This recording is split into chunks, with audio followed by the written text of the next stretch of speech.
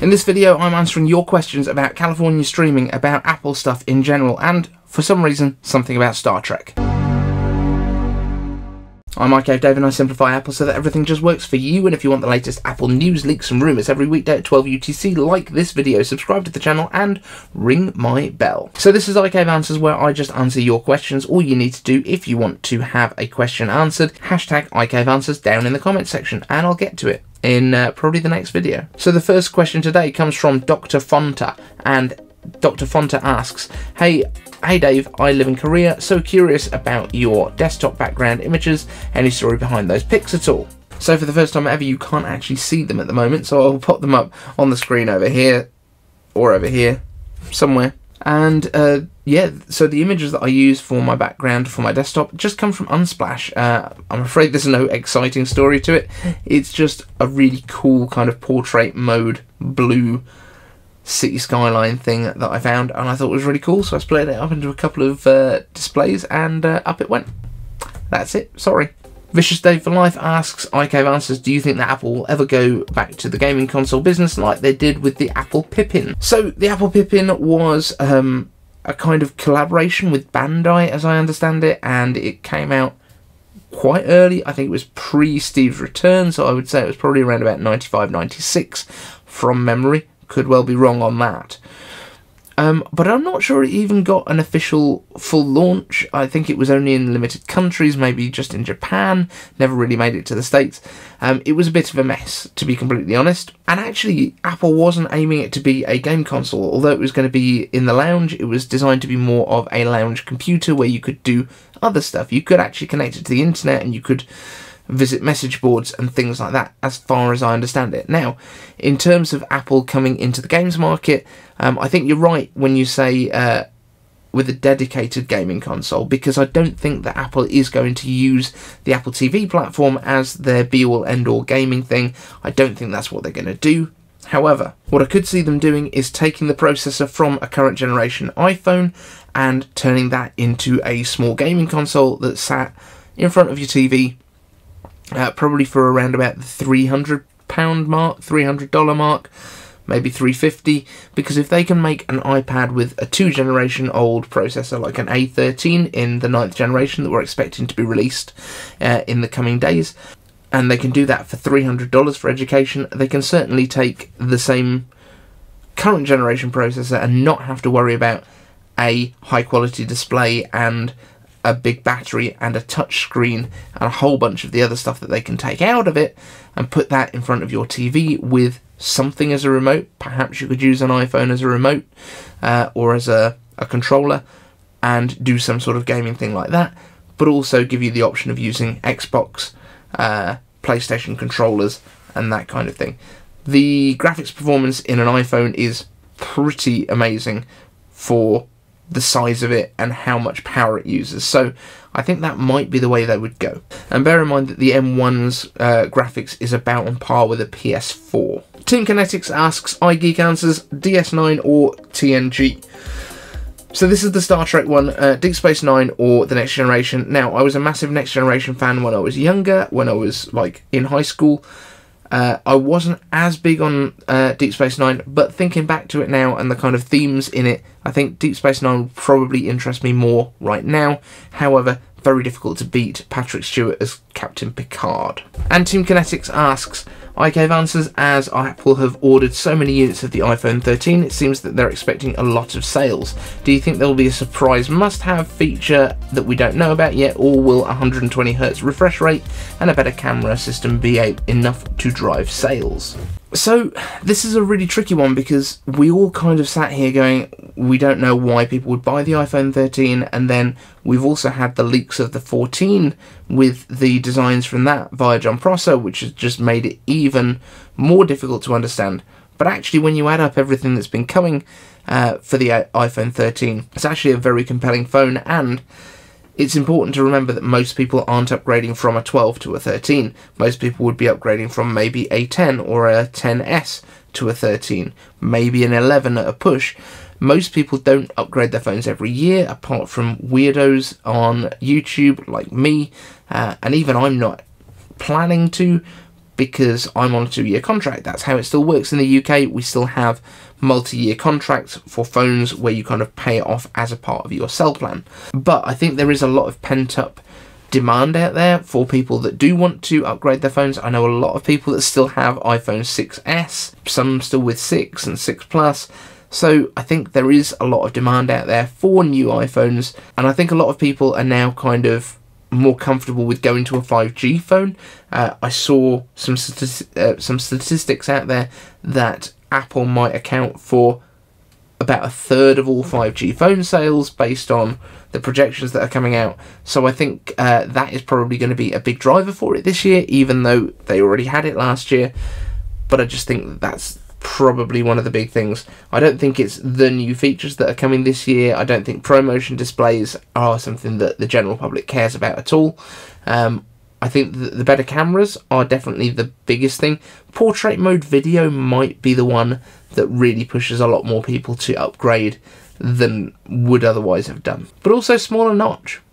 Smaller notch might mean more to people than you'd expect. Music Dogg asks, iCaveAnswers, first off, hi. Okay, now for the big question, will you be making an Apple event bingo card?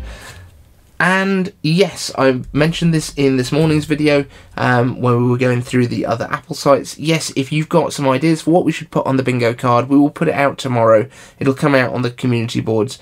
All you need to do is use iCaveBingo as your hashtag down in the comments section so that I can kind of compile them, and you will get credit on the bingo card as well for the ones that I use. FB London asks, iCaveAnswers, do you think we'll get live streaming in the next Final Cut, and what are your thoughts on iPadOS next year? So yes, I think live streaming is something that should come to Final Cut, and I think that, you know, calling it California Streaming would have been a really good name for an event where they're releasing a Final Cut version with that built in, but I'm not sure if that's the case.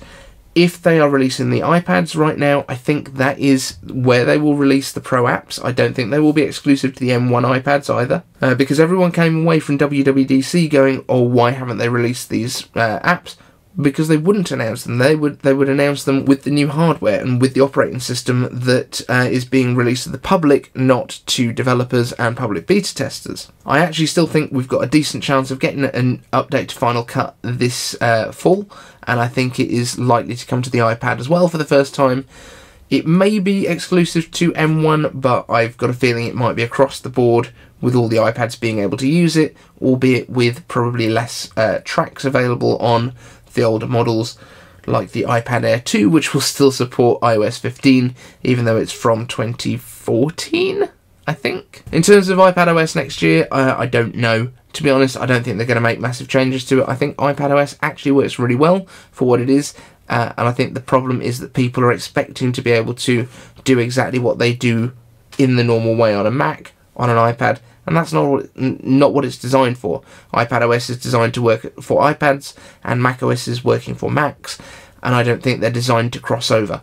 I think that the interface that we have right now is what we're getting. Marcin Kowalczyk asks, iCaveAnswers, could the iPhone 13 satellite chip be a big differentiator between iPhone 12 and thus a focus at the event, or will that capacity be silently passed over and then activated in software later?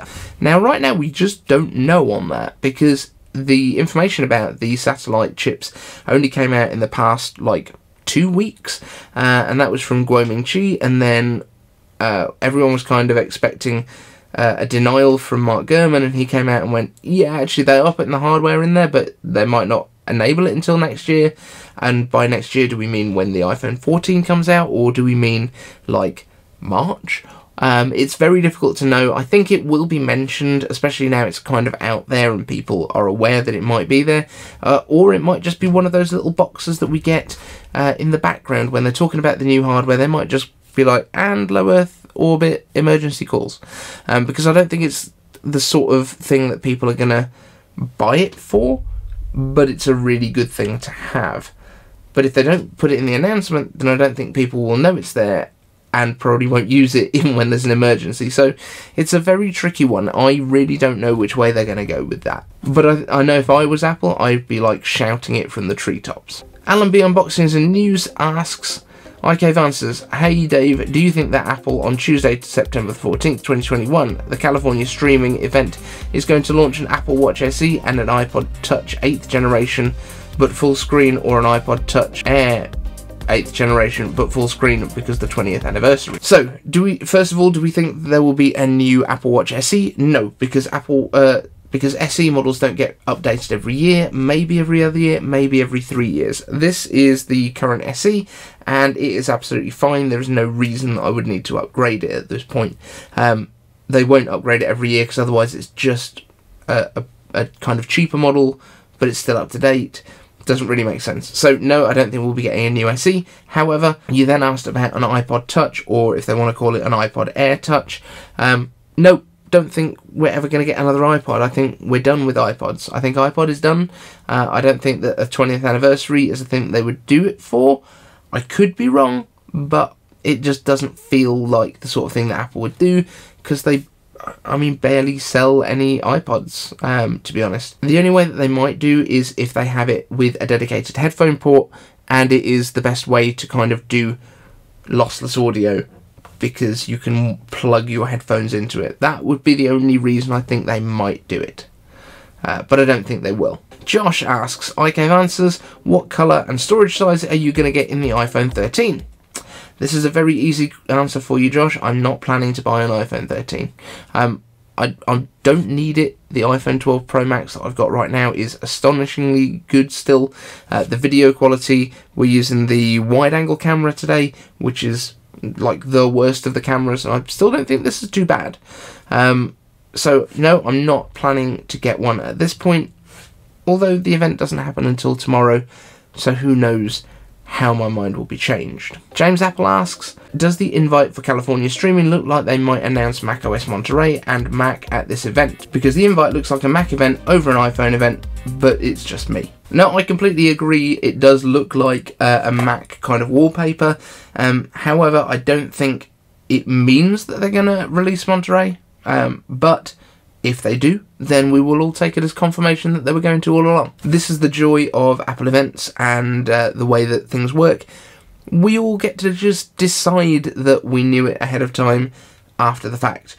Hindsight is a very powerful tool. And James Apple asks, for how the iPhone 14 design will be, is it logical to have a case on it? Because this seems like an iPhone that was easily breakable. Apple has been trying to make their products less and less prone to breaking for years. So the iPhone 4 was an absolute nightmare in those cases, because the glass sandwich protruded over the stainless steel band, and therefore whenever you dropped it, it was almost certainly going to smash. Glass front and back. You know, it was a very breakable phone. However, the iPhone 14, I've got a feeling that that glass is going to be something a bit special. I think whether it's going to be called Ceramic Shield 2 or something completely different, the fact that they are pushing it past the titanium bands on the new one, whereas everything at the moment sits inside the stainless steel, really does make me think that they have got something up their sleeve that is going to make this glass incredibly strong. Now, it could just be the pure thickness of it, because if this glass is going to be basically flat across the back and incorporate all of the camera modules into it in basically a flat piece, that is going to be much, much stronger and much, much thicker than the current designs. Now, it also feels like a bit of a waste to kind of use that space that could be batteries and could be, you know, wireless charging coils and all that kind of thing, just for a piece of glass to make it stronger. So I have a feeling that they have some new kind of glass that maybe it needs to have that flat look to it that makes it much, much stronger than it's been in the past. On the other hand, they might want to sell a lot more cases. So that's it for this special edition of iCaveAnswers, guys. If you want to get a question answered in a future show, all you need to do, use hashtag iCaveAnswers down in the comments section. If you think of something that will probably come up in the events tomorrow and might make people giggle, then use hashtag iCaveBingo down in the comments section to let me know what to include in the bingo cards. And I should be putting out a live podcast this afternoon on 9:41 podcast with Saran Bites, so please make sure that you hit the notification bell so that you get my community updates, and you'll be able to join us and ask some questions, because it's on a new channel and we don't have any followers over there yet, so feel free to go and subscribe to that too. Thanks so much for joining us, and we'll see you in the next one. And it'll be event day.